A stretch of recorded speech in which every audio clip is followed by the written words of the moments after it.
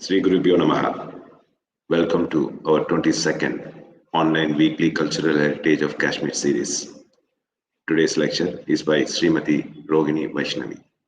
We will begin our program with a prayer song by Gopika Devarajan. Gopika has been learning music from the age of 6 and now under Parur Dr. Harini Srivatsa. Dr. Harini, as we all know, has appeared many times in our program. Gopika is an alumnus of Vidya Mandir Senior Secondary School, Mylapore, Chennai. She is pursuing her BCom Honors at MOP Vaishnavi College for Women, Chennai. Yes, Gopika? Shri Gurubhyo Namaha. So today I will be singing a few shlokas from Bhavani Ashtakam. न तातो न माता न पुत्रो न दाता न पुत्रो न पुत्री न भृत्यो न भर्ता न तातो न माता न बन्धु न दाता न पुत्रो न पुत्री न भृत्यो न भर्ता न जाया न विद्या न वृत्तिं ममैव गतिस्त्वं त्वमेका भवानी न जाया न विद्या न वृत्तिं ममैव गतिस्त्वं त्वमेका Bhavani भवाब्धावपारे महादुःखभीरु पपात प्रकामी प्रलोभी प्रमत्तः भवाब्धावपारे महादुःखभीरु पपात प्रकामी प्रलोभी प्रमत्तः कुसंसारपाश प्रबद्धः सदाहं कुसंसारपाश प्रबद्धः सदाहं गतिस्त्वं त्वमेका Bhavani गतिस्त्वं त्वमेका Bhavani गतिस्त्वं त्वमेका Bhavani. Thank you.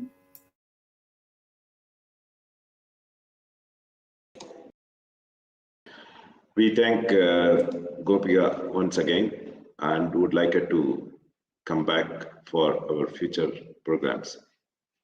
Sure, it's a pleasure actually. Thank you. Our speaker today is Srimati Rohini Vaishnavi.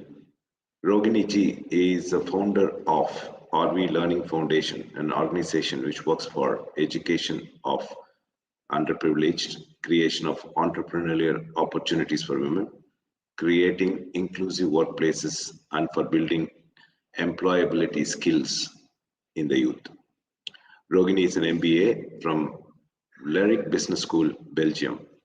To summarize her skills, her expertise lies in consultative selling, selling of services to B2B markets, conducting market research to acquire market intelligence, personal selling, and managing sales teams in India and overseas. Being a mother and a professional herself, Rohini has witnessed the struggle which women go through in their lives while managing their careers and family, which led her to launch RV Learning Foundation.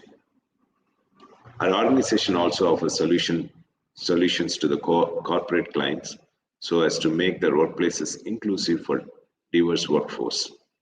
She has edited the book Chronicles of Kashmir, written by Sri Balakrishnan Sannyasi. She will talk about that at the end. As always, we thank Sri Kanchimat for our ongoing initiative and offer our namaskaram to His Holiness Sri Shankara Vijayendra Saraswati Swamigal. With his blessings, we continue with our Kashmir Cultural Heritage Awareness Series. Sri Kanchi Mat has always been in the forefront, modestly working with the sole aim of national integration, spiritual enlightenment, and spreading the uniqueness as Kashmir is our cultural heritage. We now request Rohini Vaishnavi for her presentation on the inspiring women of Kashmir.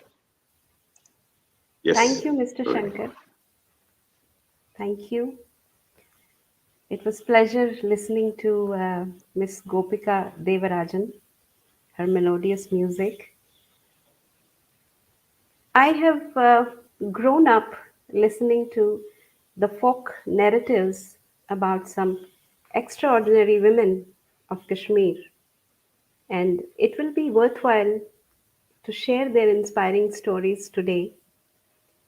When Mr. Shankar approached me for the first time about this lecture series, the first topic that came into my mind was to talk about these women about whom I have been hearing as a folk narrative.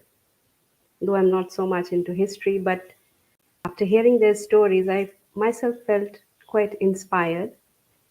I would like to first of all thank um, Madhyama Dharma Samajam and Kanchi Kamakoti Seva Foundation for having invited me here today. It's a pleasure and it's an honor to be here talking to you all. I have prepared a small presentation which I'll be sharing with you.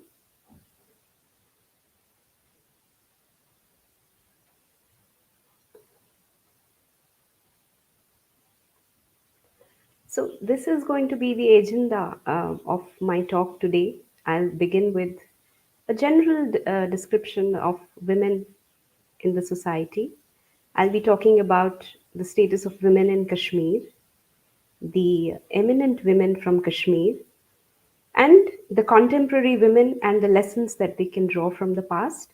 And towards the end, I'll talk about a recent book, The Chronicles of Kashmir. यत्र पूजयन्ते नारः रमन्ते तत्र देवताः. Wherever women are regarded and respected, godly people reside there. And on the contrary, wherever women are not treated well or respected, any efforts that men put do not bear the fruits that they would expect. That's something which was told by Lord Manu many years back. Rigvedas also say, O scholarly woman, the way a river breaks away mightiest of the hills and rocks, the scholarly woman destroys myths and heights through her intellect alone. May we bow to women through our polite words and noble actions.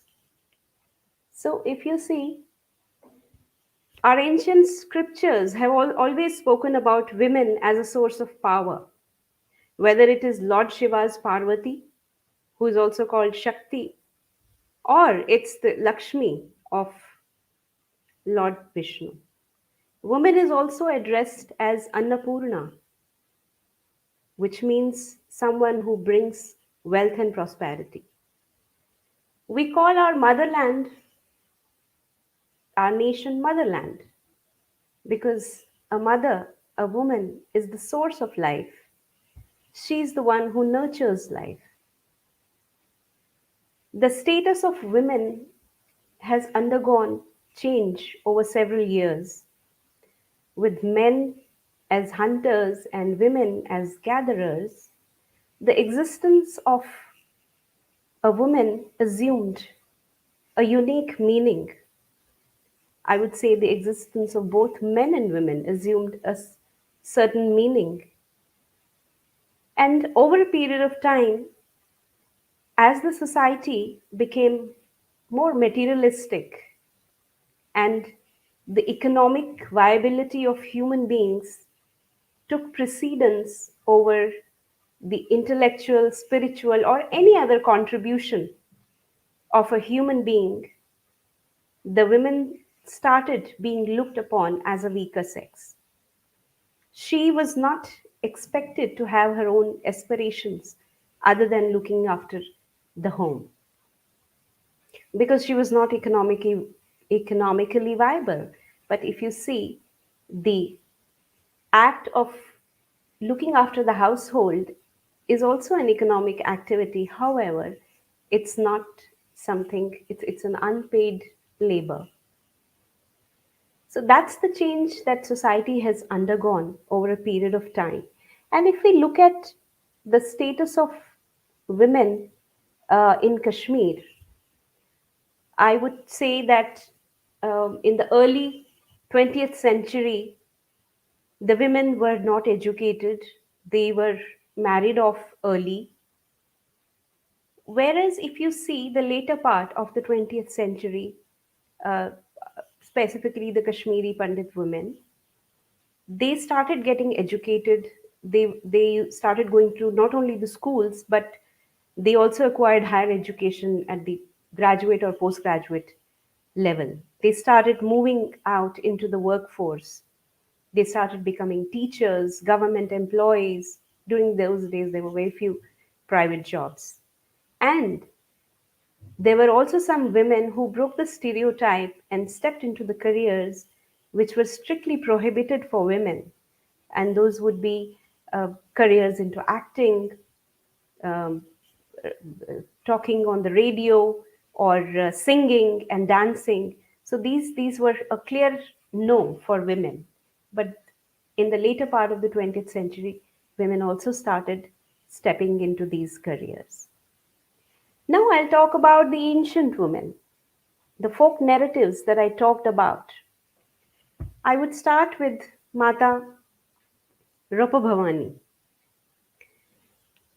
She was the daughter of Madhav Judhar, who was a very spiritual man. Uh, he used to worship Mata Sharika. He used to visit Hari Parvat every day and meditate there for a very long time. One day, Mata Sharika gave him a boon and he asked her to be born in her family as his daughter. And the same happened. He had a daughter who was named Alaksheshwari. Alaksheshwari grew up as a normal girl under the tutelage of her own father. She used to come across many noble men who were educated intellectuals because they were her father's company. That's the environment in which she grew. But like any ordinary girl, she was married off at a very young age. However, after her marriage, her in laws could not understand her intellectual capacity. She was expected to be like any normal woman, even though she would fulfill all the responsibilities of a daughter-in-law. Still, the expectations of the society were not met because she had other aspirations as well. It is said that her mother-in-law did not treat her very well. There is a famous folk narrative which I have heard is that once her father sent a pot of kheer, the rice porridge, to her home. However, mother-in-law said that this is not sufficient to be distributed among the people. It's too less. She started cribbing about it. And Mata Rupabhavani told her to just not look inside the pot and keep serving the people. Her mother in law kept serving and she kept on serving, it never finished. And when she was finally tired, she brought back this pot to her. And when she looked into it, there were just 3 grains of rice in it. The in laws still did not understand that their daughter in law was very spiritual.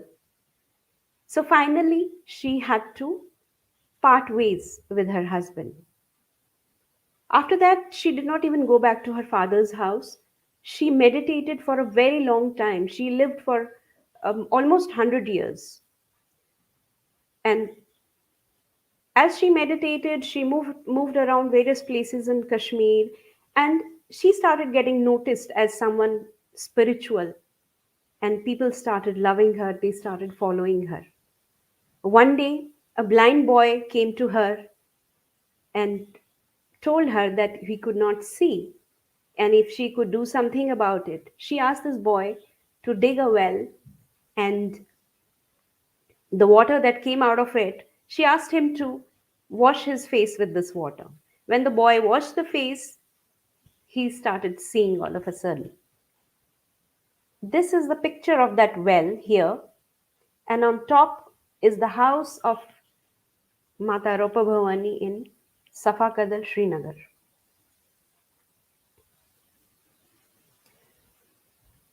She started writing. Her writing was mystic, and some 145 of her works have been uh, gathered. Vak is is similar to the lyrics in English.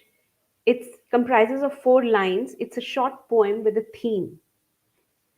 She was into mystical poetry, which was a blend of Shaiva, Vaishnava, and Sufi schools of thought.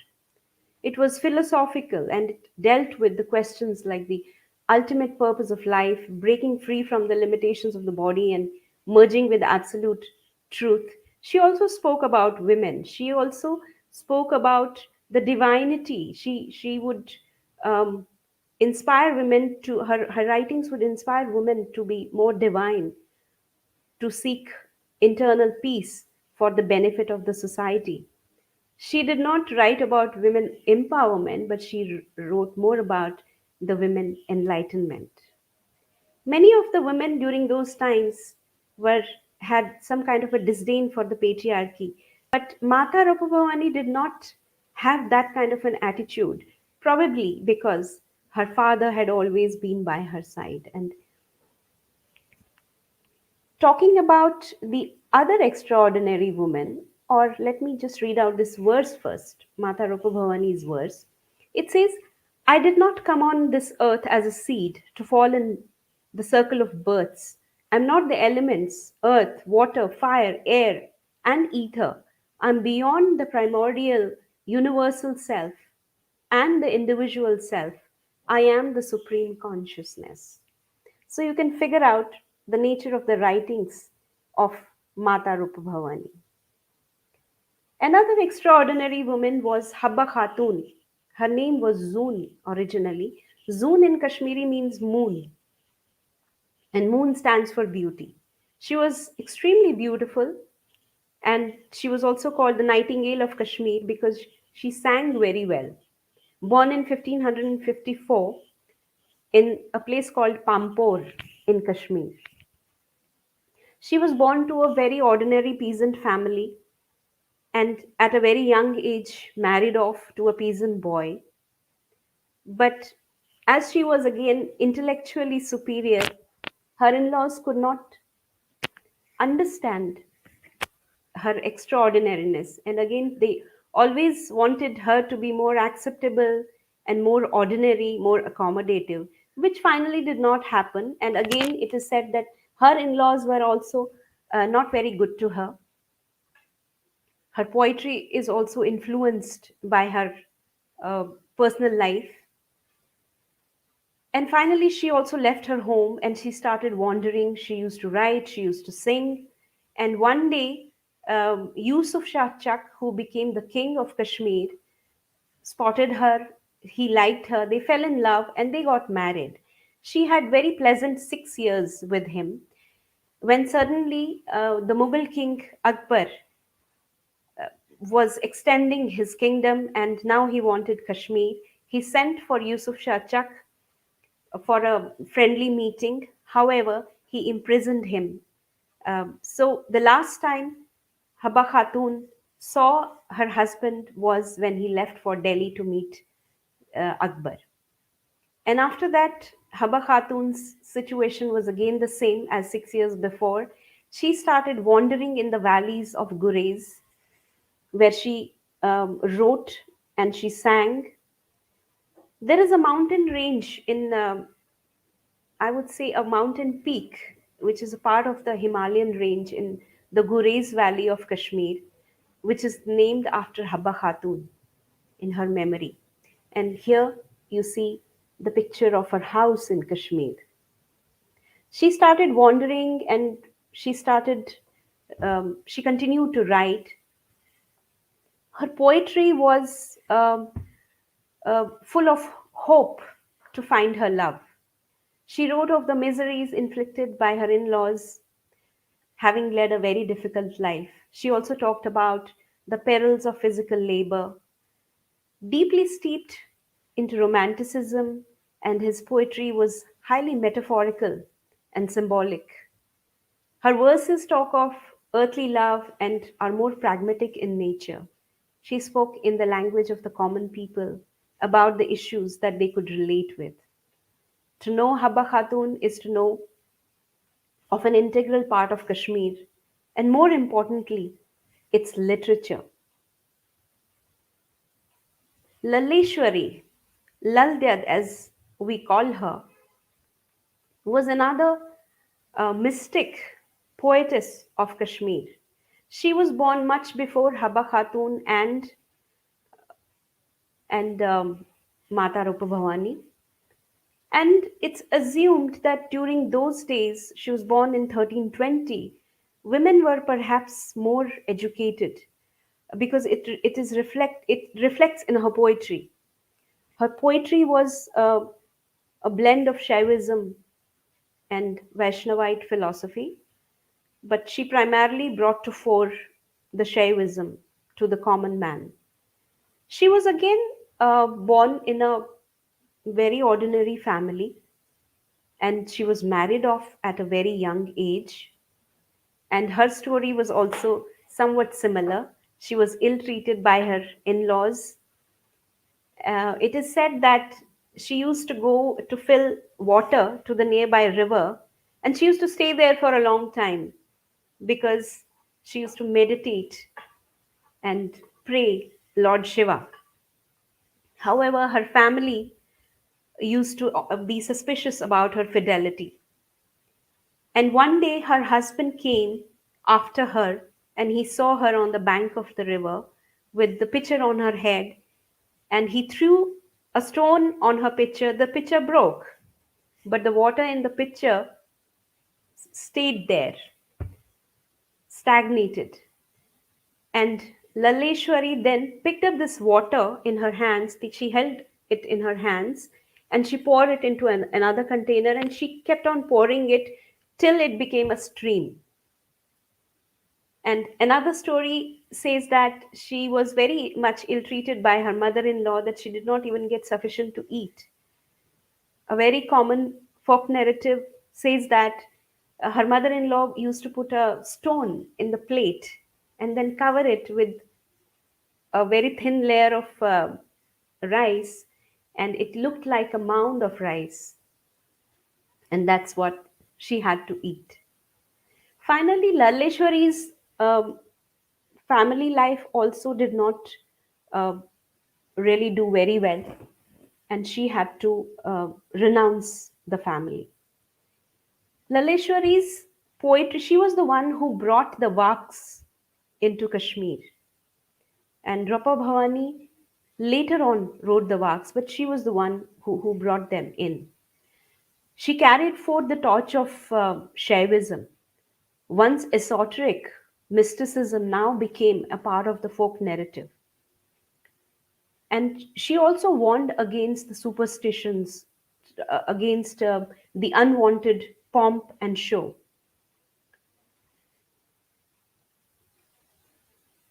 I'll read one of her verses.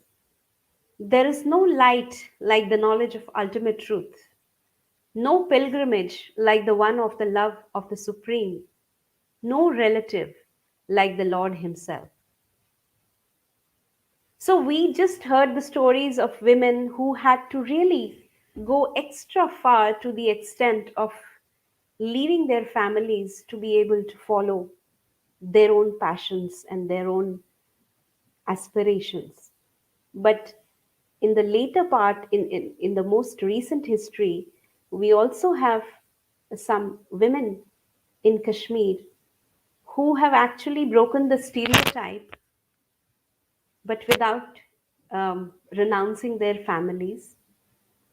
We have some women like Bharti Zaru, who is an actor, Kailash Mehra, who is a singer, Brij Kishori, who is a radio artist, Raj Begum and Naseem Akhtar, who were singers. Prana Shonglu, who is an actor, and there are many more such names. And going back to the history, there were many more women like Arnimal, who was a poet, Kota Rani, the Queen of Kashmir, and Queen Didda. So there are ample of stories, you have about the women of Kashmir. Now,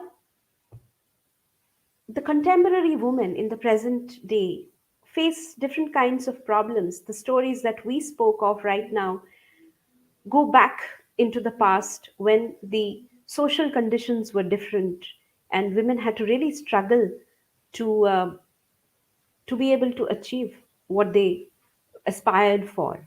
So the times have certainly changed. However, even in the contemporary world, also there are many parts of this world where the position of women is not that great. But even if we talk about the urban societies, we still see some discrimination out there. I would talk about the educated women who are working. We still see a lot of disparity in terms of the opportunities available and also um, the income disparity. We see women um, juggling between their work and career, with the joint families giving way to the nuclear families and childcare not being the responsibility of the enterprise. Women have a whole set of new issues. But if we compare this with the women I spoke of, the struggles, I would really not draw a comparison, but I would say that the stories are inspiring and they tell us that if you really want to achieve something in life, there is there is no dearth of what you are capable of doing. But luckily, we live in a time where we have the examples of the women like Kailash Mehra, like Prana Shanglu, who have been able to maintain the balance between their family and the work. And I think that's the road to future. That was about the inspiring women of Kashmir. And I would take few minutes to talk about this new book, The Chronicles of Kashmir, which is actually going to be formally released tomorrow, and it will be Facebook Live on the Facebook page Amarnath Vaishnavi Center of Excellence. This is a biography. It's of Pandit Amarnath Vaishnavi, who was a social activist who worked for 7 decades, starting 19. He was born in 1925, and he passed away in the year 2012, and his work life begins formally from the year 1945. And he worked with the people on the ground, understanding their problems, and he was also equally connected with the people who were in the position of power.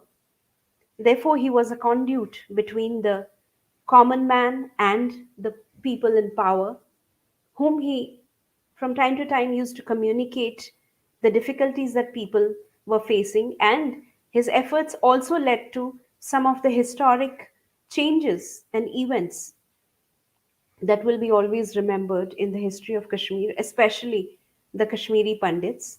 So, this book basically is a chronology of events of his own life, which were intertwined with various historic events in Kashmir. And this book also highlights some of the reasons which could have led to the Kashmir conflict. So that's all from my side.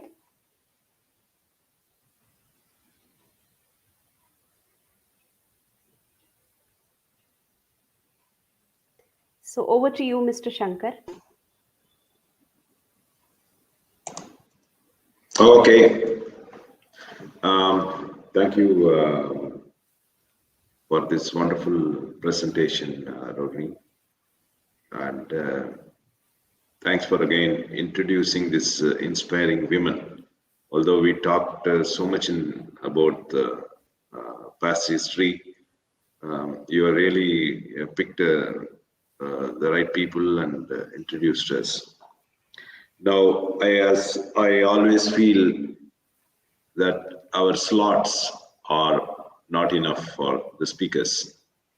I've seen in your book, you talked about the status of the Pandit's current day status.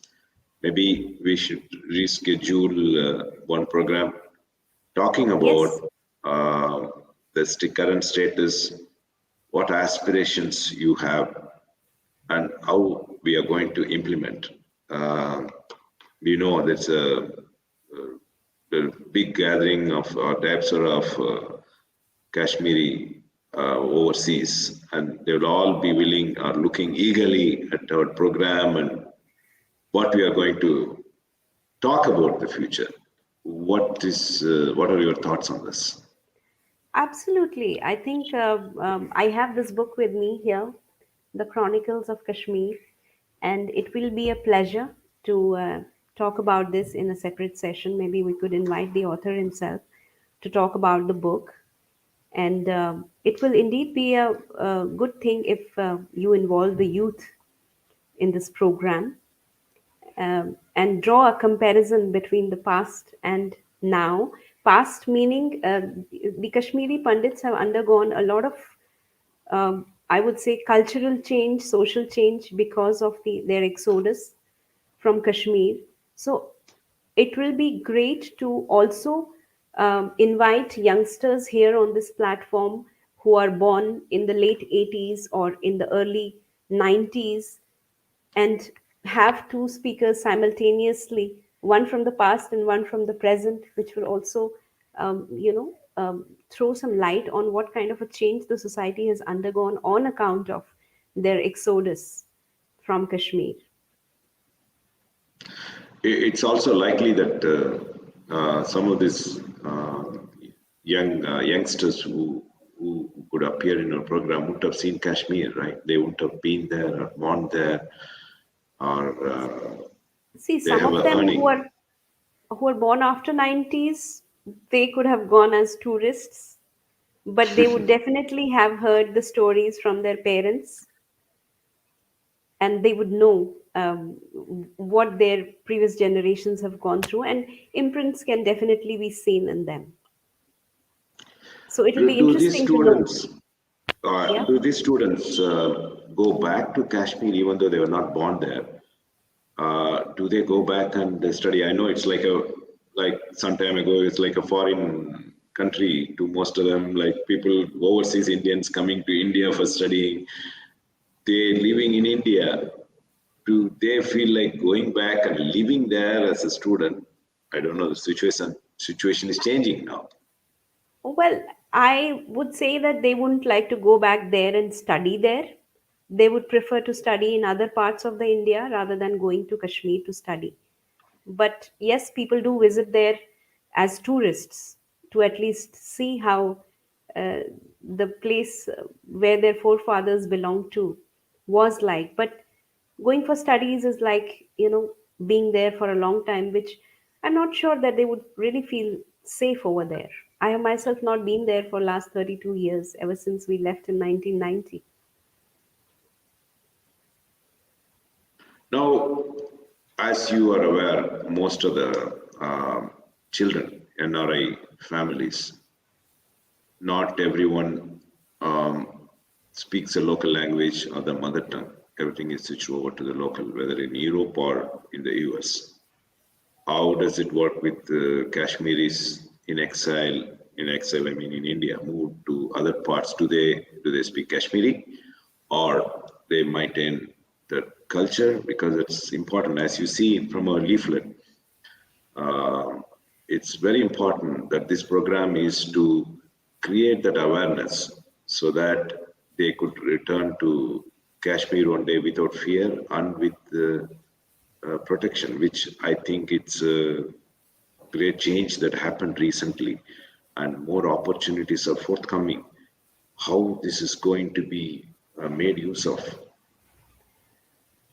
Talking about the language, yes, there is always a casualty when a mass exodus of this kind happens.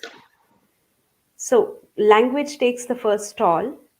So, I wouldn't say that the younger generations have actually retained that part completely. So, you will see families where the youngsters speak Kashmiri, but the what you say, the tone and the way they speak, the pronunciation would be very different from the original Kashmiri. And you'll also see some people who understand, but they are not able to express themselves so well. And there would be few others who are not able to speak. So you'll see all kinds of people. It all depends on how we are retaining our language within the family. So you'll see all kind of people.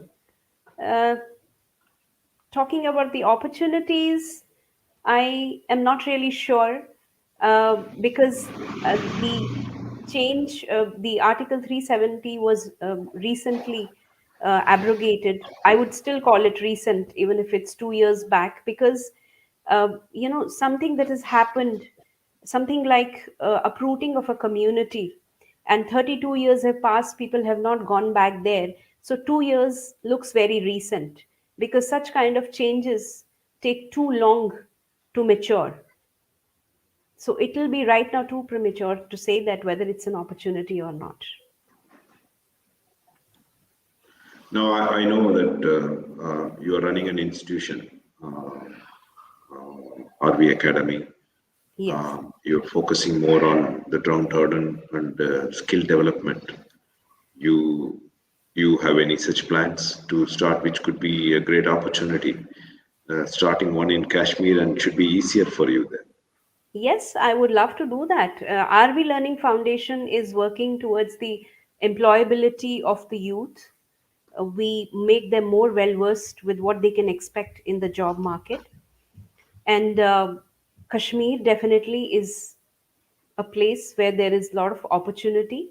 And I do really hope that the situation there is conducive for setting up a center there so that we could actually streamline and channelize the energy of the youth out there into more meaningful uh, things, more meaningful activities.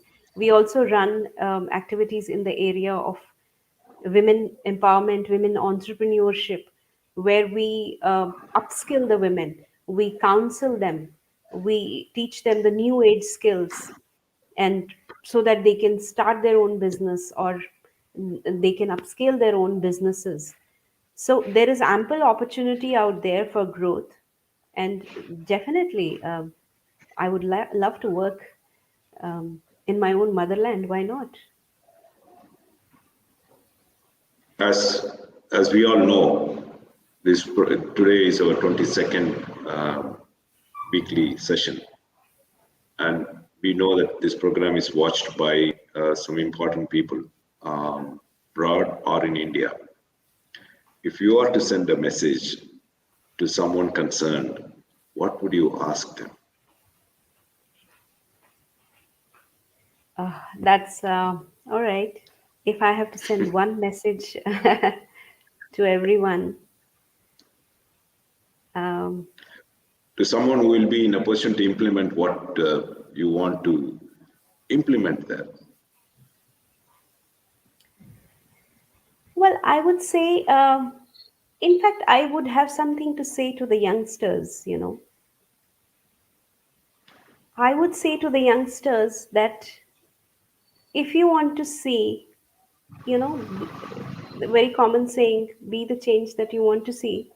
If you want to see things change, I would really want them to join Indian administrative services, especially the Kashmiri youth.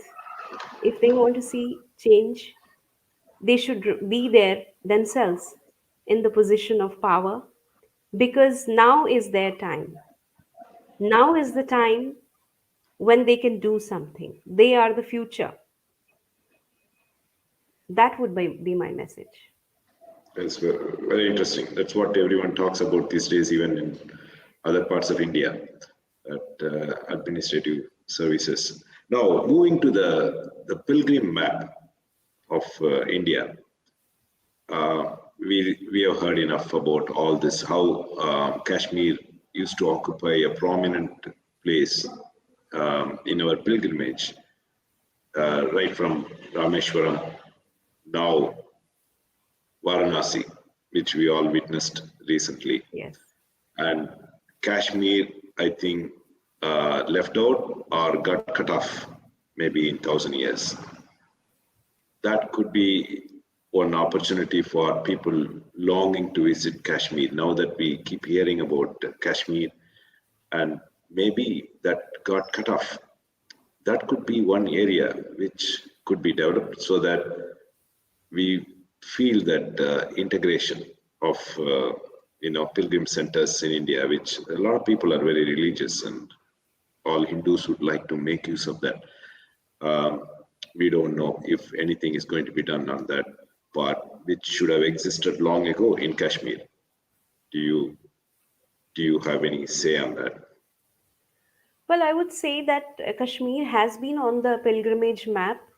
The annual Amarnath Yatra that we have is known all over India. And we have some other places like Vaishnavi, which is visited by pilgrims from all over India. So I think it is still there on the map. However, there is a scope for developing it further because there are many more places which are not so much on the entire India's map of pilgrimages, such as Mata Kheer Bhavani or Hari Parvat or even Shankaracharya temple for that matter. And there are many more temples in India, in Kashmir, which have actually faced the terrorism, and it will be really good if those places are again renovated. And Kashmir, anyway, is famous for its tourism because of its landscape and beauty.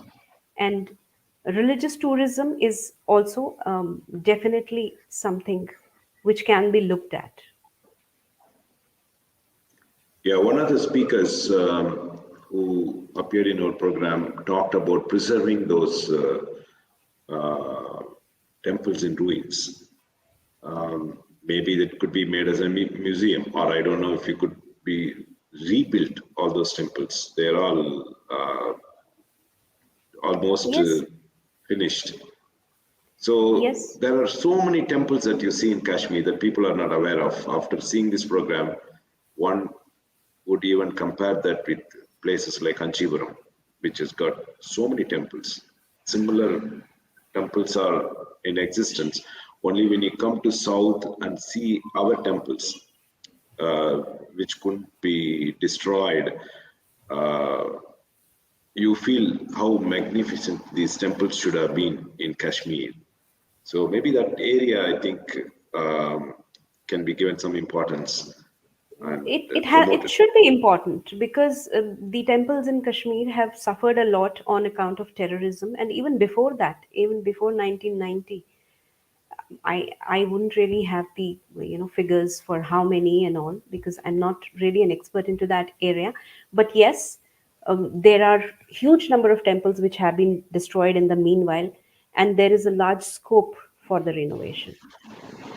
Indeed. Yeah, one speaker even mentioned about how they used to have a department for temple destruction. And can imagine how much time they must have spent and still they couldn't finish the job. So there are very interesting facts about Kashmir that we keep hearing. And thank you once again for taking time to come forward and making your presentation. And we would like you to come back again with your new insights that you mentioned about in the book. And Thank you so much. It was a pleasure being here and great honor to be speaking to you and the audience on this platform. Thank you okay, once again for the invite. many thanks. Talk to you soon. Okay, we thank you again for our 22nd program. Especially, we thank Kamkodi.tv and VDSP for streaming this. As always, we will meet on Saturdays, 7 p.m. And we have more programs lined up for coming months. And always join us on Saturday, 7 p.m.